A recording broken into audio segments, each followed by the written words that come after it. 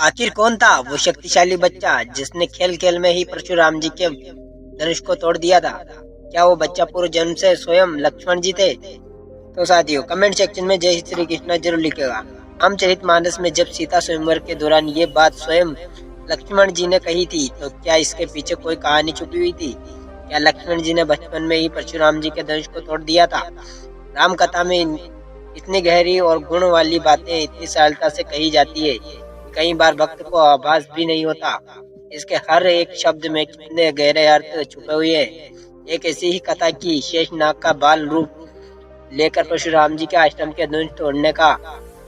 तो चलिए विस्तार से उस कथा को जानते हैं, और इसलिए इस वीडियो को अंत तक जरूर देखिएगा और बने रहिएगा। कहा जाता है कि जब सहस्त्रबाहु नाम के अन्यायी राजा ने परशुराम जी के पिता महर्षि जगदम्बिनी की हत्या कर दी थी, जिसके आहत होकर परशुराम जी ने संसार को 21 बार क्षत्रियों से विहीन कर दिया था और 21 बार क्षत्रियों से विहीन कर देने की प्रतिज्ञा ली थी, और उन्होंने सारे क्रूर क्षत्रियों का समूल विनाश कर धरती की स्थापना की। और इससे पूरे घटनाक्रम में भयंकर हुआ और असंख्य क्षत्रिय मारे गए, जिनके अस्त्र शस्त्र के बोझ से धरती पर बल पड़ने लगा। जब पृथ्वी इतने अस्त्र शस्त्रों के ढेर के बोझ को सहन नहीं कर पाए, तब धरती माता ने शेषनाग जी से सहायता का आह्वान किया।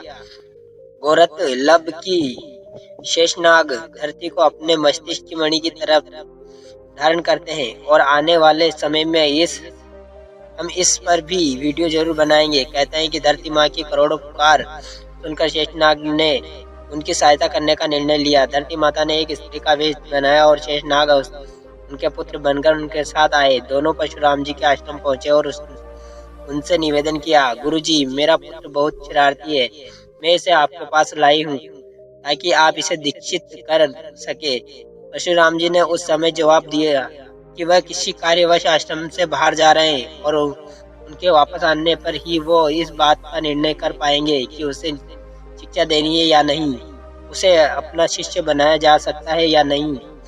यह कहकर परशुराम जी आश्रम से निकल गए। जब शाम को वो वापस आश्रम लौटे तो ये देखकर अचंभित रह गए कि उनके आश्रम के बाहर रखे धनुष और अस्त्र शस्त्र के सारे संग्रह टूट गए। सब धूल में मिल गया था। परशुराम जी कुछ कह पाते इससे पहले ही लड़के की माँ बोली, गुरुजी, मैंने कहा था ना, मेरा बेटा बहुत शैतान है, देखिए ना, इसने आपके सारे धनुष खेल खेल में तोड़ दिए। जब परशुराम जी ने ये सुना तो वो समझ गए कि ये कोई सामान्य व्यक्ति नहीं। उन्होंने अपने धनुष के टूटने के प्रकरण को ईश्वर की नियमित समझकर उसे छोड़ दिया। पर आप जानते हैं कि वो शेषनाग के अवतार आगे जाकर भगवान श्री राम के भाई यानी लक्ष्मण जी के रूप में पुनः जीवित हुए।